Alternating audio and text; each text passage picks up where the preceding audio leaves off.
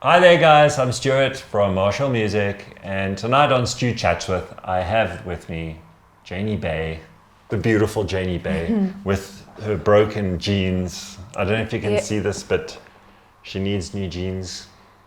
So donations are welcome. Yes, thank you. Any little donation will help. Just we'll put Marshall Music's bank details in the links below, and we can do a little donation for new jeans for Janie. Thank you. Jeans for Janie. You know how it is. Jean for Janie. Jean for Janie. Jean for but Janie. You know how it is. We don't ever have any money, so thank you. Thanks for. No, I can see. Yeah, for that, yeah. Wow. It's nice to see you. Thank you for being here. You, thank you. It's always nice to see you. Yeah. You've done. I'm really proud of you over the last few years. You've like really shot up. Record deal with Warner, and just like amazing things are happening with you. So that's super, super cool. Yeah, thank you. No, awesome. Now let's rewind and go back to how did you get into music? How did you start? When did you start songwriting? Yeah, what's your journey? What happened? I always have to think back when I get this question because it's quite long ago. I mean, okay, so 11 years since I started, officially started in the business. I actually I did an album, an independent album first. So I wrote a lot, and then I did this album and I didn't think much was going to come from it. I just thought, let me do something because I want to do music. It was like that time, like a time when I went, okay, I know I want to do music for life. Yeah. Obviously not yet knowing, you know, what would happen, you know, going into the industry and all of that. You don't know, very ignorant. And then, so I did an album, and that album, there was a few songs that actually went on radio that did well. There was one, When It Was Still I Felt, that did really well, and MCAR Still. I had two songs. One of them actually went, or was it maybe both of them that went to #1 on that Studio One show. And then I was like, well, what now? Like, I've never really played shows. Like, I mean, I've done things here and there, but not really as myself. More like with project bands, like punk bands and that sort of thing. That's a whole, like, another story. But so from there, my brother and I, we were like, well, what do we, like, because he's always been around doing music with me. He's 2 years older than me. And hitting the wine cask. Yes, that's also something I'll talk about. Yeah. But so we were like, what are we going to do? And he said, well, why don't we take your songs and we just strip them down like acoustic vibe, because it's going to be easier for us to gig like that together. Yeah. And because he was actually wanting to play drums for me when we started like the Janie Bay thing. And then we started opening for bands with some of my own songs, and then obviously we started learning a lot of covers. Which artists have to do a lot of as well. Yes, of course. But we always said we're going to learn songs that we love, you know, that resonates with us, not, you know, learning the songs that everybody always requests. So then, we opened, I think the first band we opened for was Seventh Son. And then from there, it actually just happened quite quickly. We opened for Fransje van Cooke and A King at this festival that they were playing at. And then we thought, well, now we're kind of this duo, and the whole beard thing started coming in again. You know, it was like fashion and hipster vibes. Yours was amazing. Thank you. Yeah. So I called myself Janie in the Beard. So then we were like, okay, we're going to change it a little bit for now. This is now a new project, and we playing quite a lot of gigs, and then we call ourselves Janie in the Beard.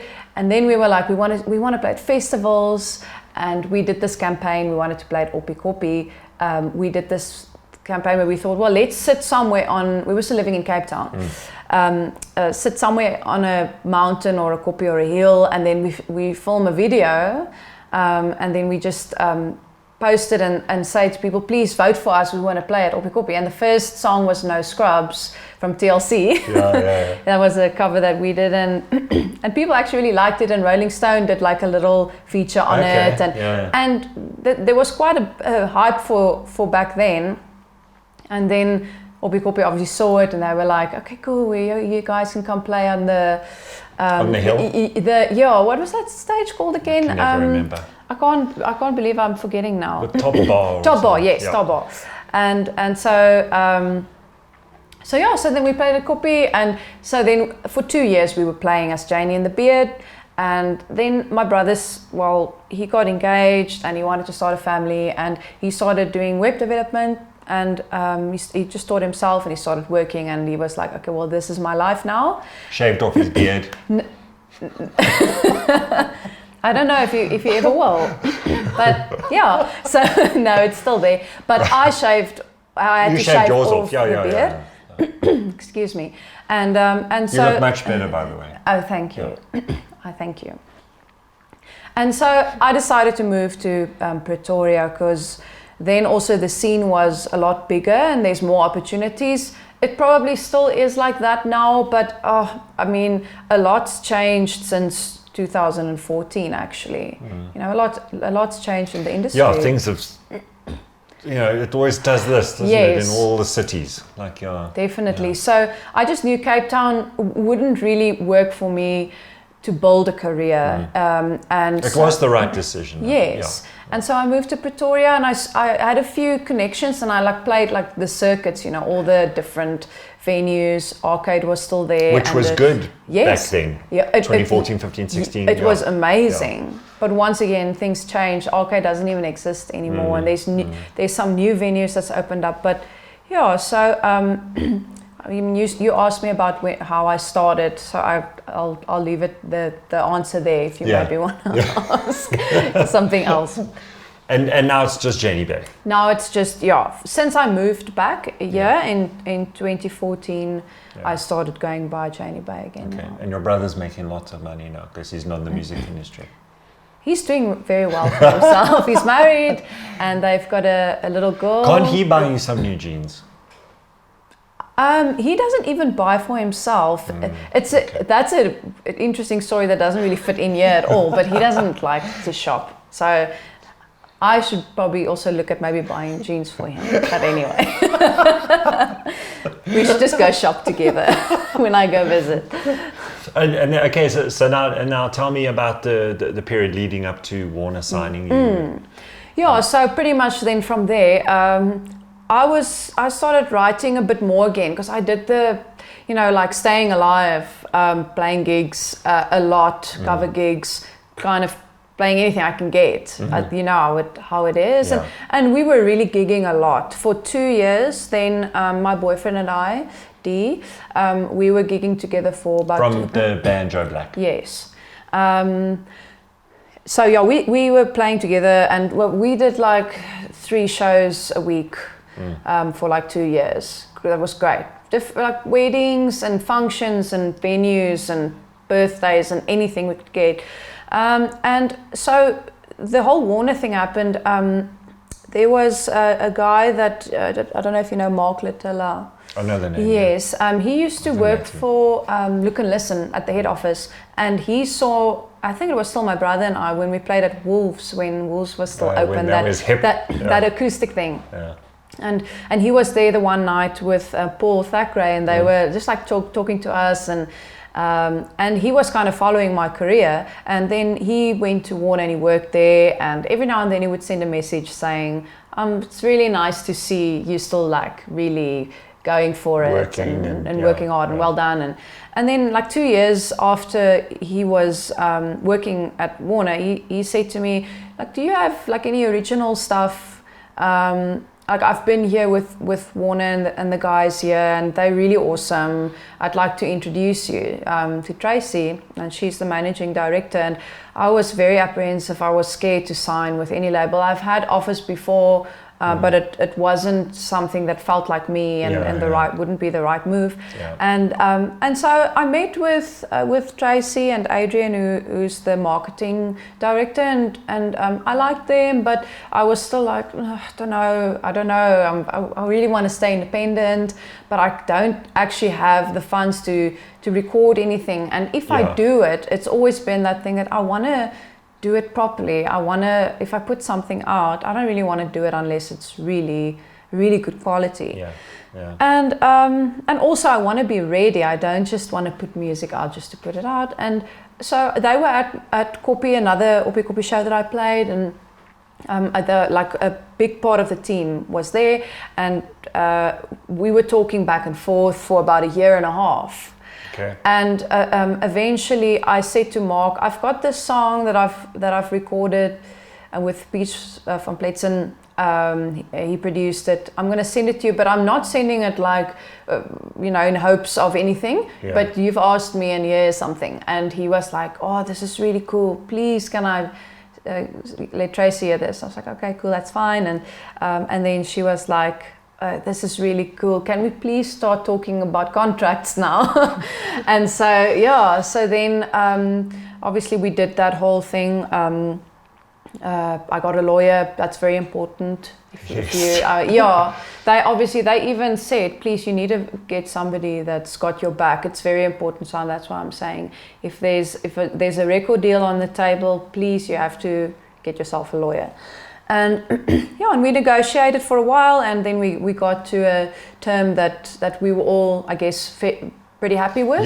You always have to compromise.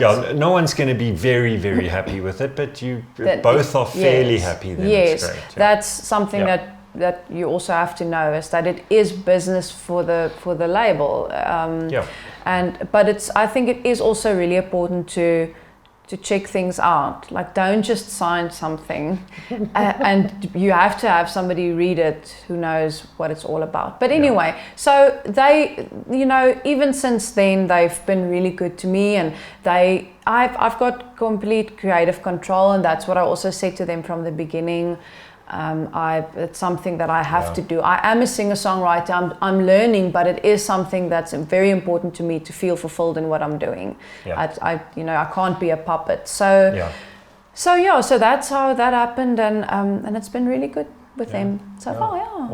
Awesome. And what have you released since then? And tell us about that music video that won those awards. So then, obviously, signing with them, because obviously videos are very important as part of labels now, don't they? They almost want more video content than audio, don't they? So obviously things is always changing, but they would obviously like people to buy the albums and buy the songs. That's better than streaming. It's a lot better than streaming, but everybody's streaming now. But videos is important. I think I've always felt it's important. Not everybody feels it is, but especially like being the face of your product, whoever you are, if you're a band or an aesthetic or something to relate to what your brand is, it is very important. And I'm always figuring out what I am, and then it might change again. So for me, it's always now in where we are now, it's song specific, because it's a singles world now. 100%. So I listen to the song and I think what would be best for the video, and so with that song that you're talking about, this was from my first album now, or the only album that I've recorded with Warner. And there's a song on there called Can't Be the One, and we did a video for that song, and I was like, why don't I just enter it into like a international film festival? It won't do any harm. Not thinking anything of it, and this is a festival called Queen Palm International Film Festival, and then the next thing they said, I was like part of the nominees for that particular month or something, and then they mailed me and said, you've gotten the gold award for that month for like best music in a music video. So that even made me more happy, because it's more because of the So that was really, really Well, it's awesome. a cool video. We'll put a link in the description below. Thank to the you. Video. Thank you. It's a great song, great video. Yeah. Thank you. And now, what are your plans for this year? What's happening? Okay, so it was 2017 when that album released. Since then, I've released a couple of singles. There was an Afrikaans song on that album called Wag vir jou that I did with Hunter Kennedy. Yes. We spoke about writing together years ago, and the opportunity just hadn't presented itself until then. And I also convinced him to actually do the song with me, so he features on the song.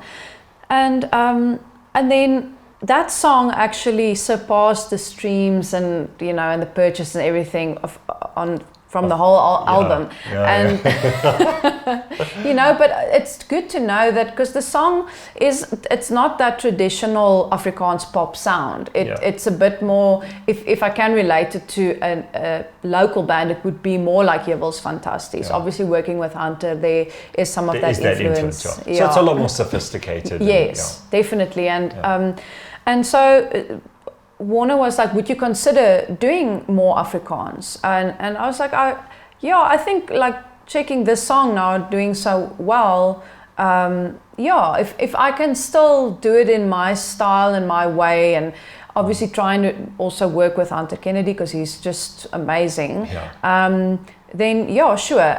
But then there was it's a guy called Bloukaas. He's like more on the dancey side of the Afrikaans scene, so he's more alternative. His songs doesn't play on the radio and that sort of thing, but he's really big and the youngsters really like him. And he's super cool. No, he's really like all over the place. I mean, like, he's just very popular. And so he messaged Dee actually, because they know each other from Joe and Jan Bloukaas being at the same label, and he said, do you think I can send Janie something, maybe she can sing on one of the songs? And so he contacted me, he sent me a song, and it wasn't actually something that I felt that I was connecting with, because that is important to me. And then he immediately said, can I please send you something else? And I was like, yeah, sure. Like, he's like really like trying and obviously would like to do this. And then the next one became the song that's called Sterrebrand, that did really well, and myself and him and Hunter actually sat down at Hunter's house and we wrote this song together. That one also did really well. I think it's close to 500k views on YouTube now. I mean, that's massive. Yes. But that's also the younger crowd that would repeating, like watching these videos. So that was cool. And then I did we released my own solo song called Amper Daar. Also did really well on radio. It was a very like easy listening, like cruisy type song. And so it was that. And then the last one that we just did now is called DLL, and that one is with Early B. So when I did that song, I actually got my own home studio now. Since last year again. I had it before, like years ago, and eventually I was like, I have to do this, because I can actually like write music, not like I can't read music, but I can like write pieces of music, and like then from there it's easy for me to sing melodies on it. And even if I don't have like lyrics for it yet, that can come afterwards. Melodies is obviously, it's like the most important. That's the big one. Yeah, it's the big one. Chord progressions is fairly easy, because you can work with the same sort of similar kind of things and recycle it. But the melody is king. Of course, and so there's been those Afrikaans singles that's done really well so far, and that's kind of where we're at now. All right. So before we carry on and go to the future, let's just backtrack a bit now. I want to talk about your songwriting process, and then we spoke off camera briefly about. Let's talk about your English songwriting versus your Afrikaans songwriting. What's different? What's similar? What's your favorite? What's the differences? So my process has always been on my acoustic, and eventually it felt like I need to break away from it, just so that it's doesn't become monotonous. You always fall into the same patterns and habits on a guitar. Yes. Well, I suppose on any instrument. So and especially, I'm not like, I can't play guitar well. You don't play like Steve. No. Who's that? No, I'm just kidding. no, I'm just... And it pisses you off that your boyfriend is like the best guitarist on the planet. Yeah, he's really, really good. So I pretty much just taught myself guitar just to back myself with basic rhythm, and I can like pick basic rhythm stuff, but I'm not really good. But I mean, I don't think that you have to be very good guitarist to write a good song. Agreed. So, but I felt like I want to also reinvent myself and learn more and be able to do more. And so that's when I got like my home studio together again, just like a small MIDI keys, and I work on Studio One at the moment. It's really very basic and easy to work with, and I don't have to, it doesn't have to be amazing. If I can get a basic sound, I can obviously give it to the producer so that he's got an idea, a reference, of the feel. That's the most important thing for me. 100%. I want to let people feel a certain way in a song, and then if I can do that to a certain level at home, then at least I can give that to them. Good. So Die Heel Al was like the first song where I did a lot of it at home. The other day I actually posted a little part of the demo that I did with like just melody and then what I had, and then I posted the same part that after it's actually now obviously been produced and everything, where it actually came from and where it is now. And I also sat with Hunter, and he kind of helped me just to start off the song, and then I pretty much wrote the rest of it in Afrikaans. So now you were asking about the English and Afrikaans. I'm very comfortable writing in English. It comes very naturally to me. It's literally since Wag vir jou in 2017, it's been a process for me, learning from the best, like learning from him, and practicing it. And because he's got a way of making Afrikaans sound cool, you know? And that for me, I always told him I really want to work with you because I want to learn from you. And he also at some point said, we can work together, but I don't want to become your what is the right word, like he wants me to be able to also learn and write on my own. And so it's good. And in your own kind of way. Yes, and it was good that he said that, because I've obviously learned so much, but I challenged myself. And even if I just had bits and pieces, and if I think about something, I'll take my phone and I'll just type it in my notes. And he said, like, whenever you think about anything, just put it down on your notes. Voice note, type it, whatever. Wherever you Good are, advice. you know, just keep on doing that. Because that thing can come and go very quickly. Yes, and also because I'm not used to writing in Afrikaans, it is very different. And so I just kind of practiced it, and I obviously, from the way that he phrases things and that sort of thing, I learned from him. And so then with Die Heel Al was the first one, like the previous ones, I guess we were like 50-50 on the writing, and now with Heel Al I did, it was pretty much I think it was all of my lyrics that we kind of placed together. But it is very different, and you don't find your your themes are different in English and Afrikaans, or not? I think it's still your same brain. Yes. Right. Okay. I think that is probably still the same.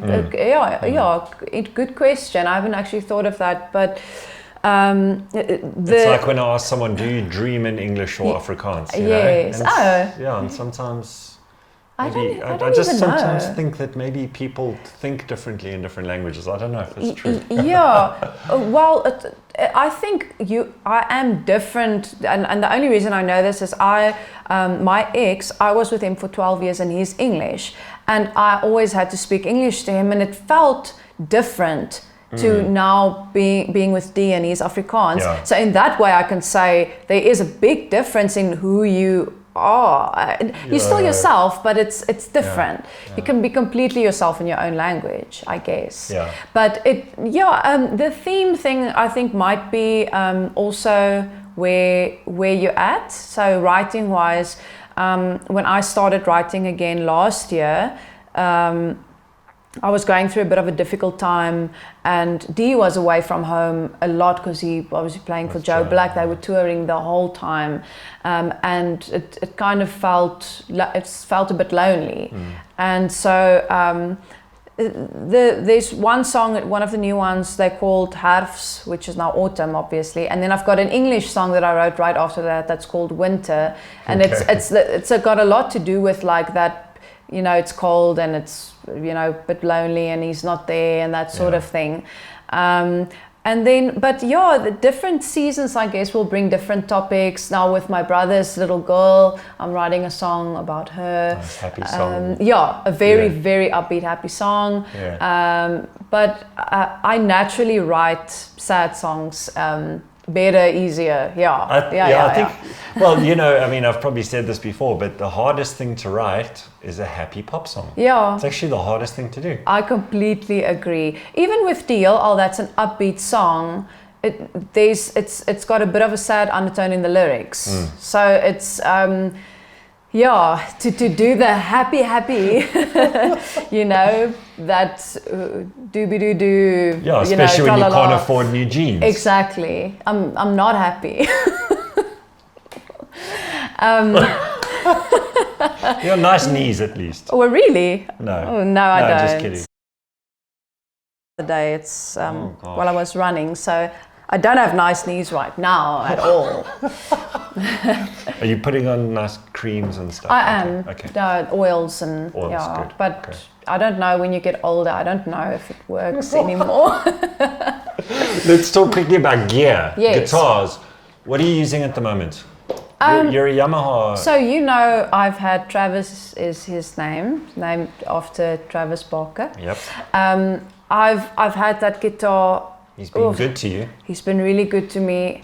When did I buy it? Like, it's probably more than 10 years ago. Yeah, like 11. Before you came up to Joe, way before, like early in your career. Yeah, in Cape Town. I still bought it there. Yeah.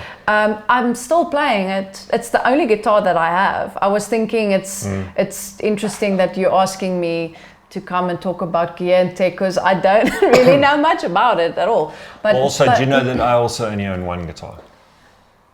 People always say to me, "Yo, dude, you must have so many guitars." No, I don't. Do you only have one? I have one guitar. Wow, I wouldn't have thought that at all. It's not about me, it's about you. Yeah. This is a subject for another day. But I love this guitar. He's been really good to me, and I'm maybe starting to feel now that he's worked hard the past 11 Travis years. needs to retire, maybe. Yeah. And maybe you need to buy a Gibson.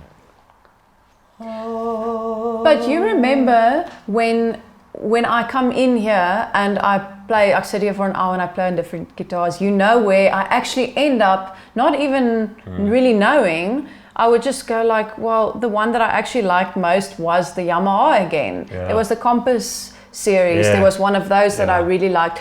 But I prefer smaller bodies. I don't play comfortably on big body guitars. So obviously that tone and all of that, it's compromising that. But it is better for me, a smaller shape. Yeah. So there's a whole bunch of new Yamahas coming out soon. Nice. Very soon. They're landing in SA next month, I think. Well, I'll have to come and check it out. Yeah, you must. Yeah. And they've got apparently the most amazing pickup. I mean, if Yamaha has improved on their pickup, which I think is already like the best pickup you can get, it's going to be amazing. I'll let you know. Yeah, please do. Yeah. Because Travis is getting old in guitar years. Especially him working so hard. Yeah, maybe just retire him, use him at home, and get a new gigging guitar. Yeah. So what have you got lined up soon? Are you gigging at the moment? Are you playing a bit? There's quite a lot of shows and festivals coming up now. I think we also released this last single at a good time. We released it in November last year, and so everybody like kind of latched onto it during the holidays, and I think they were kind of using it to party on a bit or that sort of thing. And so I still play my guitar at shows. At the moment, like we actually doing a whole new show. There's the acoustic show that we can do at smaller venues, And we actually now today started getting the festival show together a bit more, where it kind of starts off a bit more chilled and then it builds up using the tracks and all of that to the more like vibey thing. Because my vibe has changed, my sound has changed a bit now. It's always changing, I guess. Yeah, you've had to. I mean, you're more sophisticated now and it's more of a show. Yes, exactly. So we were actually talking about that today, is how the show, it needs to be very entertaining. It doesn't necessarily mean I'm going to have a full band at every show. It's not necessarily necessary at these kind of festivals. It's usually myself and a guitarist. And I still got a kick drum. We were still going to talk about the kick drum. It was a little wine barrel that we had. It was the coolest thing I ever saw. Yeah, he's still great. He's still using it? No, I'm not using it, but his name was Fikey. So cool. No, it just became a bit heavy and uncomfortable and extra big here in the car and all of that. Now I'm just using an electronic kick from an electronic kick kit at the moment. Okay, makes sense. So. But it works fine, and then we've got the tracks running at the back for certain songs, and so there's quite a few festivals and things coming up from the we'll put all those links to the festivals below. Yes, that'll be awesome. And then social media stuff. How can people follow you on social media? What are you on? I'm just Janie Bay on all of my social media. So it's JANIEBAY. Yes.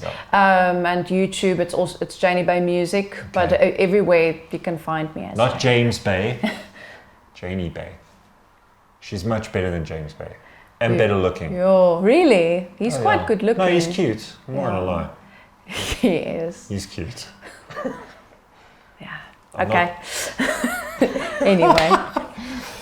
I want you to play. Oh yeah.